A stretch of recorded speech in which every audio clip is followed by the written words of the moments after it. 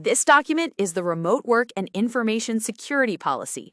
Its job is simple. It defines the minimum rules you must follow anytime you work outside a company-managed office, so customer data, company systems, and internal work don't get exposed or mishandled. Let's start with why this exists. Remote work increases risk. Devices get lost, screens get seen by people who shouldn't see them, accounts get compromised on insecure networks.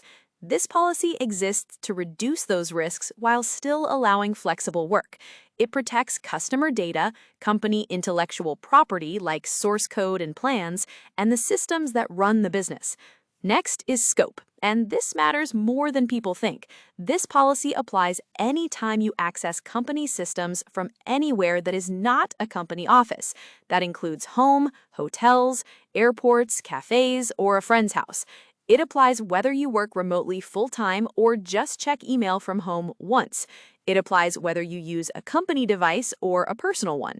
If you open Slack, email, GitHub, or any internal tool outside the office, this policy applies. Now, where you're allowed to work. Your physical workspace must have reliable internet, defined as at least 25 megabits down and 5 up. More importantly, it must offer reasonable privacy. Confidential calls and screens cannot be visible or audible to non-employees, including family or roommates. In practice, that means using headphones, positioning your screen carefully, and not discussing customer issues where others can overhear. Public spaces have a hard limit. Cafes, airports, and drop-in co-working spaces are allowed only for non-confidential work. Customer data and source code must never be visible on your screen in public. A simple rule works here. If someone could glance at your screen, you should not open sensitive systems. International work has a bright line. If you work outside your country of employment for more than 14 consecutive days, you must get written approval from People Ops and Tax in advance. Some countries are completely restricted for legal or security reasons, so you must check the restricted locations list before you travel. This isn't about inconvenience, it's about tax exposure, legal compliance, and elevated security risk. Now, devices. Company-issued laptops are the only approved devices for accessing source code, production systems, customer data, and internal financial systems. Personal laptops are not allowed for that work, even if they seem secure. Company laptops must have full disk encryption enabled and verified by IT. If the device is stolen, encryption keeps the data unreadable. Your screen must auto-lock after no more than 5 minutes of inactivity. Operating system updates must be installed within 14 days and critical security patches within 72 hours. These timelines exist because many attacks rely on known, unpatched vulnerabilities. Personal devices are allowed only in a limited way. You may use them for email, calendar, and chat, and only if the device is enrolled in company mobile device management in approved personal device mode. That allows basic protections like enforced lock screens and remote removal of work data. Next is how you connect. You must use the company VPN anytime you access internal systems from a network you do not personally own and control. Hotel Wi-Fi, airport Wi-Fi, conference networks, and similar environments all require VPN use. Home Wi-Fi must use WPA2 or WPA3 with a unique password, not the default printed on the router. Do not connect company devices to public USB charging ports. Use your own charger and a wall outlet. Also, do not enable tethering or hotspots that share the company VPN connection with other people.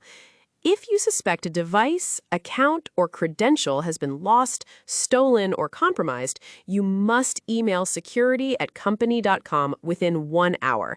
Suspicion is enough. Speed matters because quick action can prevent real damage. Data handling is the highest risk area. Customer data may only be accessed through approved company applications. It may never be copied to personal cloud storage, personal email, or removable media like USB drives. Local downloads are allowed only for an active business need, must be stored in the encrypted work folder, and must be deleted within 7 days. Printing customer or confidential data at home is prohibited unless you have explicit written approval for a specific task, and anything printed must be shredded afterward.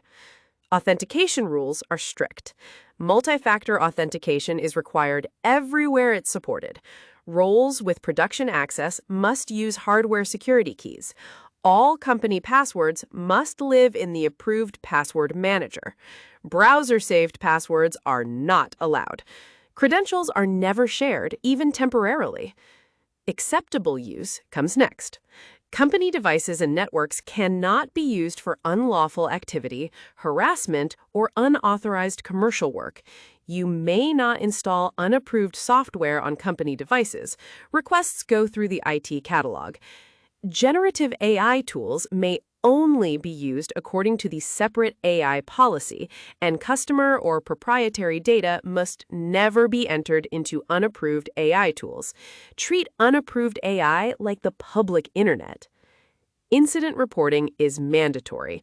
Lost devices, suspicious login alerts, unexpected MFA prompts, phishing attempts, and accidental data disclosure must all be reported immediately to security@company.com. Reporting is about containment, not blame. Finally, this policy is enforceable. Everyone must acknowledge it annually. Violations can lead to disciplinary action, up to and including termination, and possibly legal action. Day to day, the expectation is straightforward. Work in private spaces for sensitive tasks, use the right devices, connect securely, handle data carefully, protect your accounts, and report anything that seems wrong immediately.